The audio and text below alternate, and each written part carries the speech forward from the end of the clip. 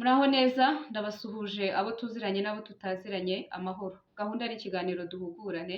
Uyu munsi ndashaka ko tuganira ku nkuru iri gucicikana mu itangazamakuru y'umudamu witwa Grace bivugwa ko yatwaye umugabo w'abandi. Impamvu uyu mudamu abantu benshi bari kumugarukaho ni uko yamenyekanye nk'umuvugabutumwa, yamenyekanye nk'umuhanuzi.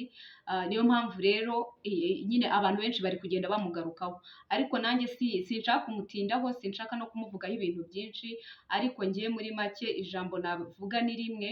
Grace koko nimba yatwaye uyu mugabo w'abandi kuko biri kugaragara bamuporopoje, yemeye poropozo, umugore ararira amarira atagira ingano, mbese ntago nyine agahinda kiwe ngenda kumva kuri uriya mudamu.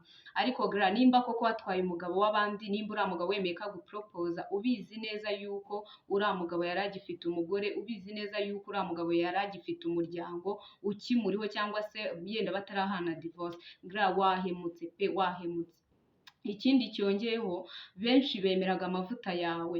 Ijambo ryarambwiye ngo tuzabamenyera ku mbuto zanyu, cyangwa se zabo. None se mu by'ukuri imbuto uri kutwerera ni izihe?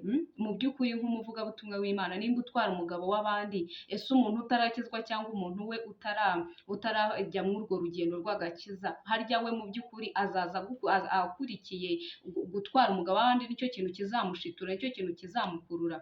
Ni ukuri muriho muratukisha izina ry'Imana pe, muriho muratukisha izina ry'Imana. Ntabwo numva ukuntu umuntu w'umuvugabutumwa w'umuhanuzi ukomeye abantu benshi bemeraga amavuta yiwe ashobora gutwara umugabo w'undi mugore. Uriya mugore ntabwo yaba afite amarira angana kuriya ariho aririza.